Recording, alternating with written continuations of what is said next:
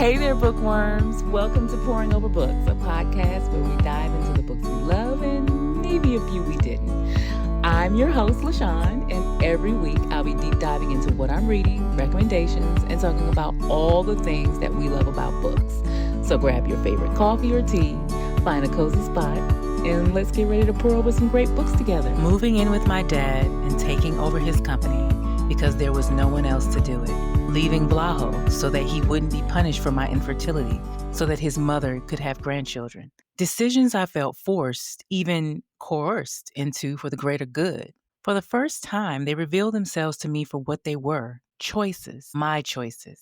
Because even conceding to someone else's wishes, giving into the meeting someone else's needs, even sacrificing yourself, is a choice. These choices then became threads, that became strings, that became ropes wound tight around me and Dad and Vlaho and all of the other people I love, braiding into this particular reality we are living now. And who says this reality is better than any other reality could have been had I braided my ropes differently? That was from Slanting Towards the Sea by Ladiha Hilje. Hello, friends, and welcome back to the Pouring Over Books podcast.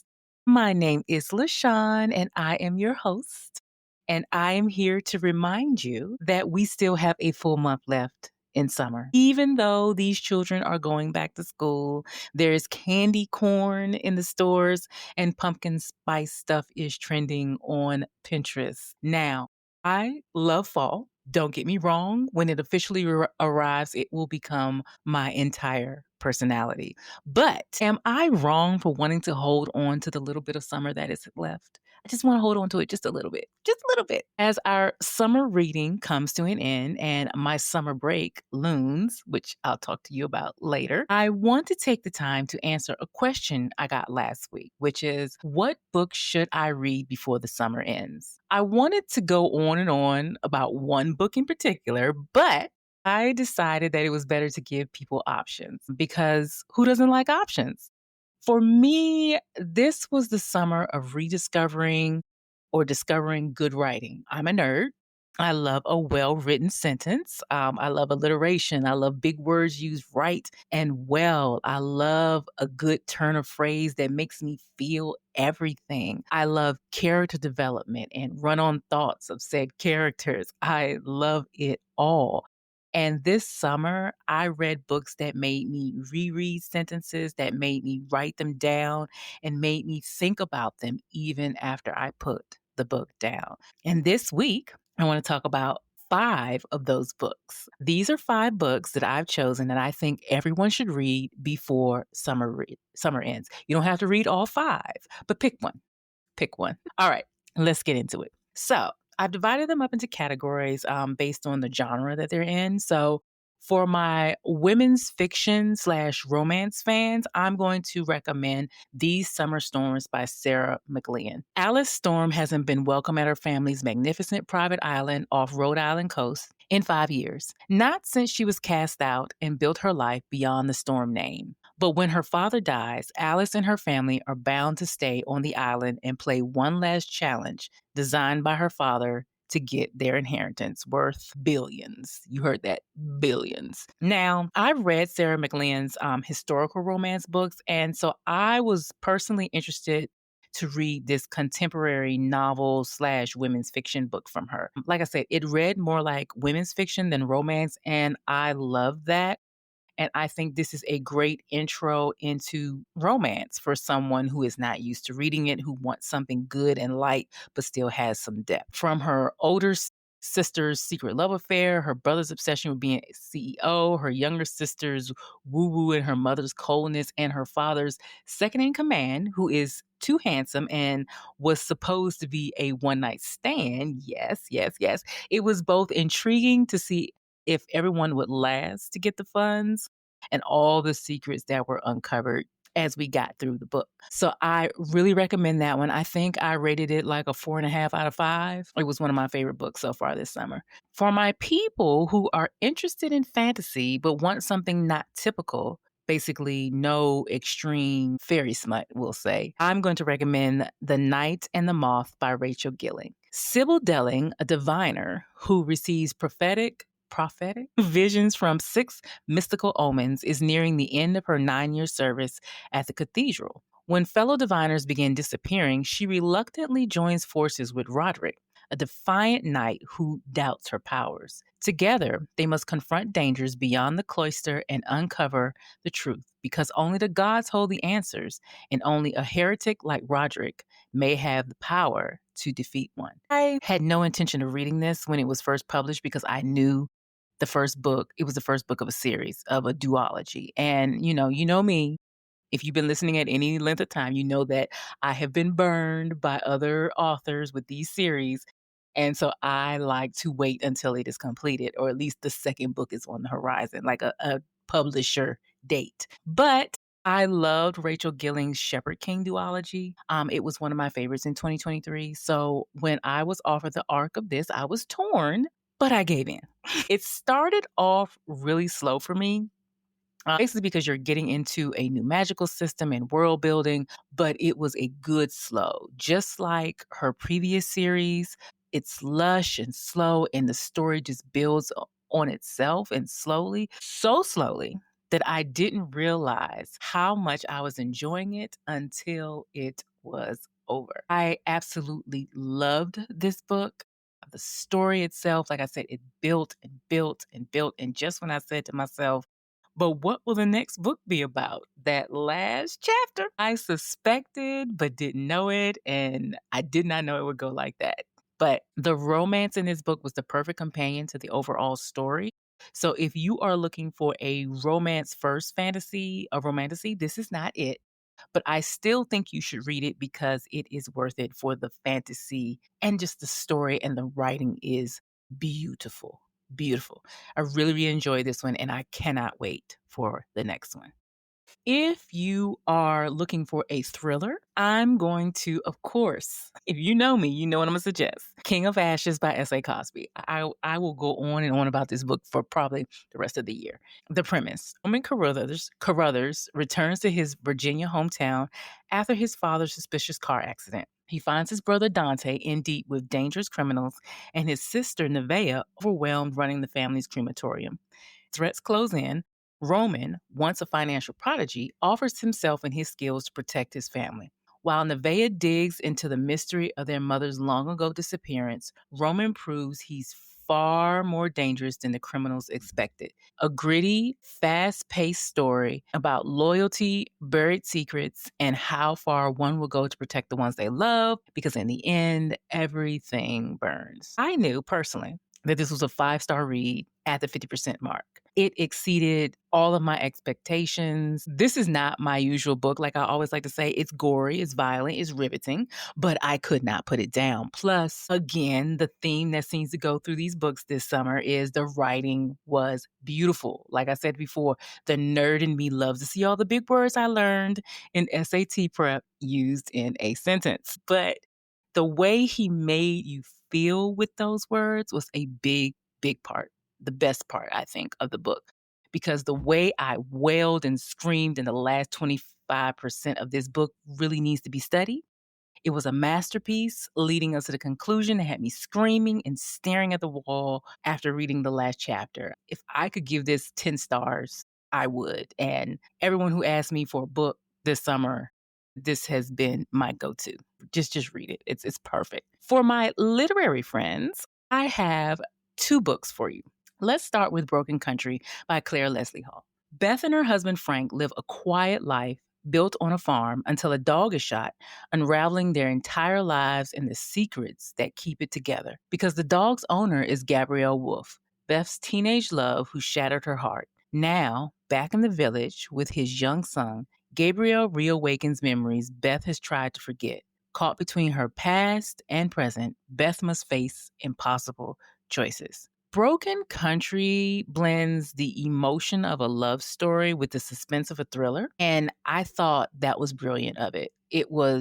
I could not put it down. I never even suspected the first twist, and then the second one made so much sense. I audibly gasped when I read it. It was so well done.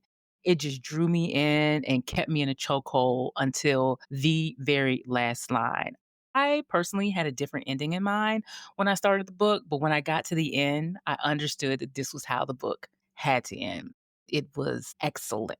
Now, the last book that I want to talk about is Slanting Towards the Sea by Ladija Hilje. A decade after divorcing Vlaho, the love of her life, Ivana returns to her Croatian hometown to care for her ailing father. Once full of hope, her dreams were crushed by hardship and a devastating secret.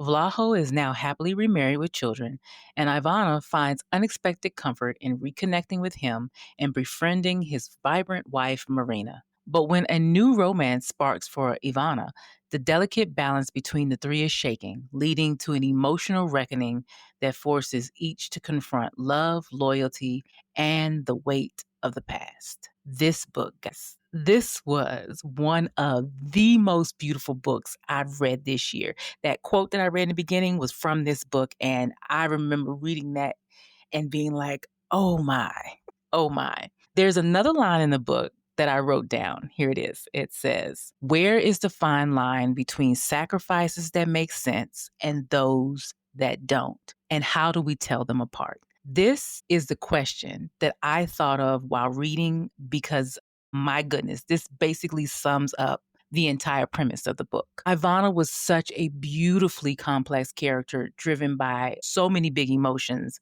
and, of course, love. And even though I question like almost every single choice she made in this book, I found myself aching for her, even when she made hard decisions and how those decisions set into motion a series of events that when you look back on, you see she could have prevented. But choices, again, it's all about how our choices affect. It's so many ties and so many lines, like she said. But the results of her decisions also resulted in beauty and love. And even she says, how can she dispute that? It was so heart wrenching and beautiful and stunning. And I feel like Croatia, the country, was also like another character in the book. I really want to visit there now. This is one of those books that it will take me a long time to forget. And it is going on my bookshelf as a trophy book as soon as I can manage it because it's just so good. I'm gonna have to read it again. Okay, friends. So, those are the 5 books that I wanted to put on your radar for the rest of the summer. I am going to be taking a short break this month to get ready for season 3 of Pouring Over Books. Next week, there will be one rerun episode and then one dark week until we reach September. So, that being said, let's talk about what I am currently reading or what I just got finished reading. I just finished Big Fan by Alexandria Romanoff. I think I started this book sometime in July, maybe, but put it down. I got distracted by other books, you might want to say. I picked it back up yesterday, and it's a short book. So I finished it quickly once I really got into it. As a political strategist tainted by a scandalous ex,